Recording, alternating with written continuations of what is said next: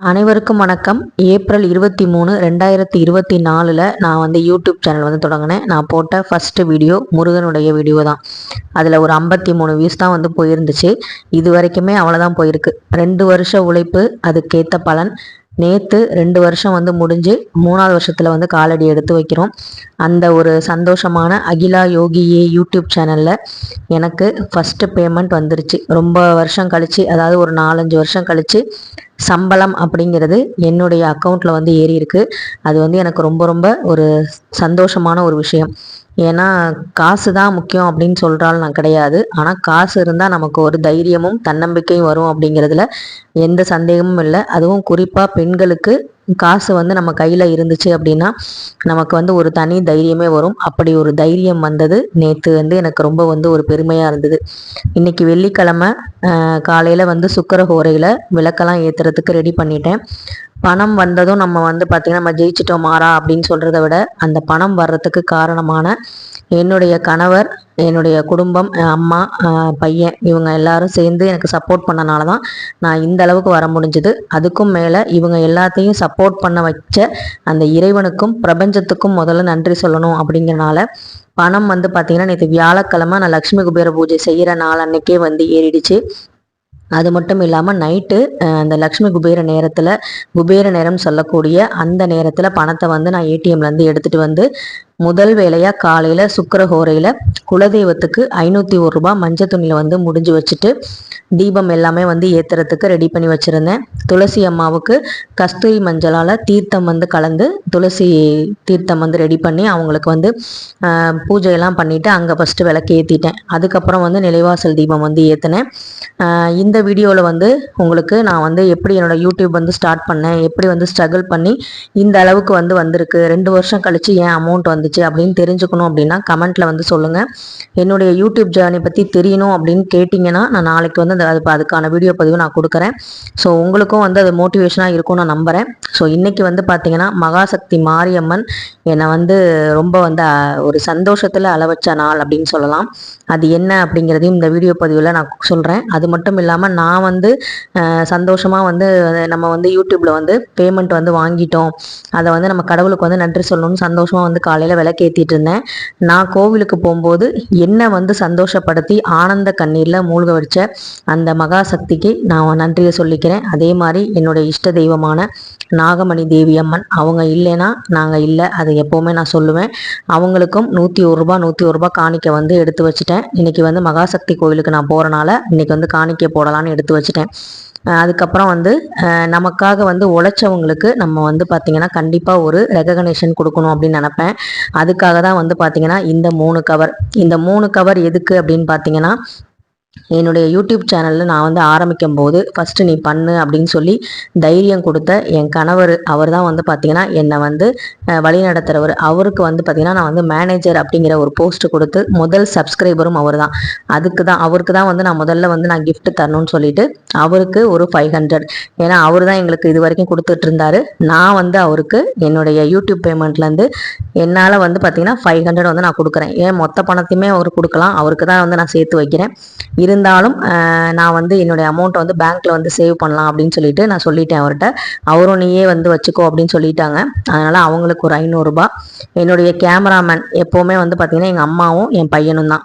எங்கள் அம்மா வந்து எடுக்க முடியாத சமயத்தில் என் பையன் எடுப்பான், என் பையன் இல்லாத சமயத்தில் எங்கள் அம்மா வந்து எடுத்து கொடுப்பாங்க. இவங்க 2 பேரும் இல்லைன்னா வீடியோ வந்து இவ்வளோ வந்து நான் என்னால் கொடுத்துருக்க முடியாது. ஸோ எங்கள் அம்மா வந்து நிறைய வீடியோஸ்க்கு வந்து சப்போர்ட் பண்ணியிருக்கனால அவங்களுக்கு வந்து 1000 ரூபாயும் எங்கள் பையனுக்கு வந்து 500 ரூபாயும் நான் யோகிக்கு வந்து கொடுத்துருக்கேன். யோகி வந்து பார்த்திங்கன்னா அவன் வந்து ஒரு கேமராமேனாக வந்து இருக்கணும் அப்படின்னு சொல்லிட்டு நான் வந்து அந்த இடத்துல வந்து சொல்லி தான் இது பண்ணுவேன். உனக்கு நான் சம்பளம் தருவேன், எனக்கு சம்பளம் வந்தால் கண்டிப்பாக உனக்கும் நான் சம்பளம் தருவேன்னு சொல்லி தான் அவனை வந்து எடுக்க சொல்லுவேன். ஏன்னா எப்போவுமே வந்து உழைச்ச உழைப்புக்கு பலன் வந்து கிடைக்கணும் அப்படிங்கிறத நான் நினப்பேன்.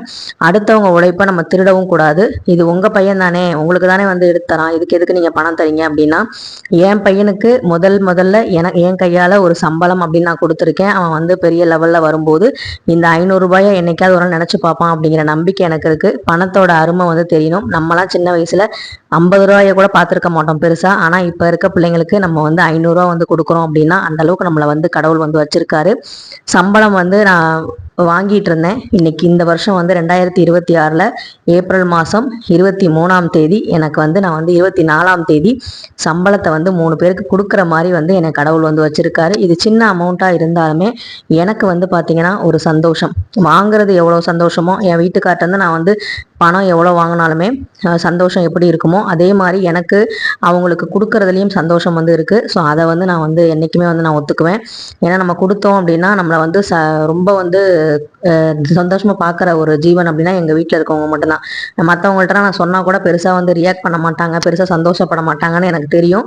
அதனால் வந்து நான் அதெல்லாம் பெருசாக கண்டுக்கிறது இல்லை. ஏன்னா இந்த யூடியூப் சேனலோட ஜேர்னி வந்து எனக்கு வந்து ரொம்ப ஸ்ட்ரகிள் ஆனது. நிறைய பேர் வந்து சொல்லுவாங்க இல்லையா, ஆரம்பிக்கும் போது எல்லாருமே வந்து பார்த்தீங்கன்னா ரொம்ப பிரச்சனையில் இருக்கும் அப்படின்னு தான் சொல்லுவாங்க. இருந்தாலும் வந்து பார்த்தீங்கன்னா என்னுடைய பிரச்சனைகளும் வந்து இருந்தது. ஒவ்வொருத்தருக்கும் ஒவ்வொரு மாதிரி இருக்கும். எனக்கும் அந்த மாதிரிலாம் பிரச்சனைகள் வந்தது. அதெல்லாம் உங்களுக்கு தெரிஞ்சுக்கணும் அப்படின்னா நீங்கள் வந்து கமெண்ட்டில் கேளுங்க. நீங்களும் வந்து யூடியூப் சேனல் வச்சுருக்கீங்க, இன்னும் வந்து உங்களுக்கு பணம் வந்து வரல அப்படின்னா ஏதாவது சந்தேகம் இருந்தாலும் கேளுங்க. எனக்கு தெரிஞ்சதை நான் வந்து கிளியர் பண்ணி தரேன். அதே மாதிரி எனக்கு வந்து பார்த்தீங்கன்னா இந்த சுக்கிரஹோரை அப்படிங்கிற அந்த விஷயம் வந்து பார்த்தீங்கன்னா எனக்கு ரொம்பவே வந்து கை கொடுத்துச்சு அப்படின்னு சொல்லலாம். அதே மாதிரி லக்ஷ்மி குபேர பூஜை அதே மாதிரி கை கொடுத்துச்சு. அது நான் ஃபஸ்ட்டு போட்ட வீடியோ வந்து பார்த்தீங்கன்னா முருகனோட வீடியோ தான். அதே மாதிரி எனக்கு ரொம்ப ரீச் ஆன வீடியோ அப்படின்னு பார்த்தீங்கன்னா சிறுவாபுரி முருகன் அவங்க மூலமாக தான் வந்து அந்த வீடியோ பதிகம் நான் வந்து சொல்லி நிறைய பேருக்கு வந்து வீடு கட்டுற யோகம் வந்து உண்டாகணும்னு சொல்லி அந்த பதிகத்தை வந்து நான் போட்டதுக்கு அப்புறம் தான் நிறைய சப்ஸ்கிரைபர் வந்து வந்தாங்க. முருகப்பெருமானுடைய கருணையை பார்த்தீங்களா. சஷ்டி அன்னைக்கு எனக்கு வந்து கந்த சஷ்டி விரதம் இருந்து திருக்கல்யாணத்தப்ப எனக்கு வேலை போயிருக்கு, நான் நிறைய தடவை சொல்லியிருக்கேன். அதே மாதிரி வளர்பிறை சஷ்டி இந்த தடவை வந்து வந்துச்சு இல்லையா, புதன்கிழமை அன்னைக்கு தான் வந்து எனக்கு மெயில் வந்து வந்துச்சு, உங்களுக்கு வந்து அமௌண்ட் வந்து சென்ட் பண்ணிட்டோம் அப்படின்னு சொல்லி வந்துச்சு. எனக்கு ஃபஸ்ட்டு ரொம்ப சந்தோஷமா ஆனந்த கண்ணீரே வந்துருச்சு. முருகனுக்கு வந்து ரொம்ப சந்தோஷமா நான் போய் நன்றி சொன்னேன். குலதெய்வத்துக்கு நன்றி சொன்னேன், இஷ்ட தெய்வமான நாகமணி அம்மனுக்கு, என் கணவருக்கு, என் குடும்பத்துக்கு எல்லாத்துக்கும் நன்றி சொன்னேன். ஆனால் பணம் வந்து உடனே ஏறல. அடுத்த நாள் மதியம் தான் வந்து ஏறிச்சு, அதாவது நேற்று.